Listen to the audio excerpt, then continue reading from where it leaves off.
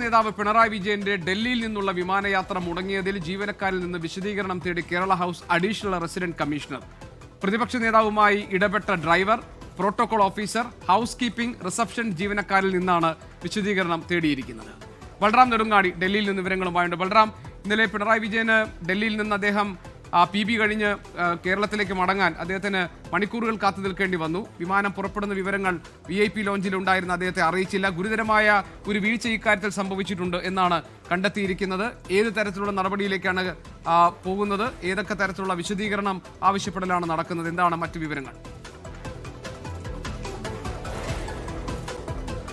GK 2:50 വിമാനത്തിൽ അദ്ദേഹത്തിന് കയറാൻ കഴിയാത്തതിനെ തുടർന്ന് 5 മണിക്കൂറിലേറെ പ്രതിപക്ഷ നേതാവ് പിണറായി വിജയന് കാത്തിരിക്കേണ്ട സാഹചര്യമുണ്ടായി ഈ വിമാനത്താവളത്തിൽ. ഇതിൽ സംഭവിച്ചിരിക്കുന്ന ആശയവിനിമയത്തിലുണ്ടായ ഒരു പിഴവ് എന്ന് തന്നെയാണ് പ്രാഥമികമായി വിലയിരുത്തുന്നത്. ഈ വിഷയത്തിൽ എന്തായാലും ഗൗരവത്തോടെ തന്നെയാണ് കേരള ഹൗസ് അധികൃതർ സമീപിക്കുന്നത്. RC resident commissioner Puneet Kumar ഇപ്പോൾ വിദേശത്താണ്. അതുകൊണ്ട് തന്നെ ARCയിൽ നിന്നും അഡീഷണൽ റെസിഡന്റ് കമ്മീഷണർ അശ്വതി ശ്രീനിവാസിൽ നിന്നും റിപ്പോർട്ട് തേടിയിരുന്നു. ഇന്നലെ രാത്രി തന്നെ RC ഇതുമായി ബന്ധപ്പെട്ടാണ് ARC ഇന്ന് യോഗം വിളിച്ചത്. ഈ കേരള ഹൗസിലെ പിണറായി വിജയനുമായി ഇടപെട്ട ജീവനക്കാർ, റിസപ്ഷൻ, ഹൗസ് കീപ്പിംഗ് കൂടാതെ പ്രോട്ടോകോൾ ഓഫീസർ, ഡ്രൈവർമാർ എന്നിവരിൽ നിന്നാണ് ഇതുമായി ബന്ധപ്പെട്ട യോഗം വിളിക്കുകയും വിശദീകരണം തേടുകയും ചെയ്തിരിക്കുന്നത്. പിണറായി വിജയൻ കേരള ഹൗസിൽ നിന്നും ഇറങ്ങിയ സമയം, വിമാനത്താവളത്തിൽ എത്തിയ സമയം, കൂടാതെ ഈ അദ്ദേഹത്തിന്റെ യാത്രയുമായി ബന്ധപ്പെട്ട ഇൻഡിഗോ കമ്പനിയെ അറിയിച്ചുമായി നടത്തിയ ആശയവിനിമയം എന്നിവയുമായി ബന്ധപ്പെട്ടുള്ള സമയമടക്കമുള്ള വിശദാംശങ്ങളാണ് രേഖാമൂലം ARC തേടിയിരിക്കുന്നത്. ഇത് രേഖാമൂലം തന്നെ ജീവനക്കാർ സമർപ്പിച്ചിട്ടുണ്ട്.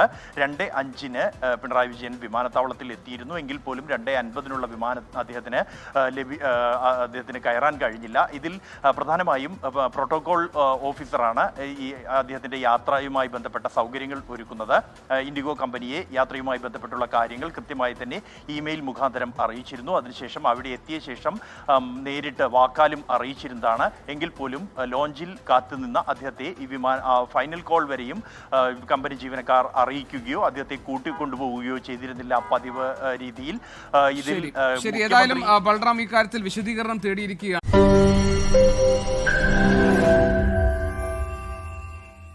ലോകത്തെവിടെയായാലും ഏത് സമയത്തും 24 വാർത്തകളും ഓഗ്മെന്റഡ് റിയാലിറ്റി പാക്കേജുകളും എക്സ്പ്ലെയിനറുകളും വിശദമായി കാണാൻ ഞങ്ങളുടെ YouTube ചാനൽ നിങ്ങൾക്ക് സബ്സ്ക്രൈബ് ചെയ്യാം.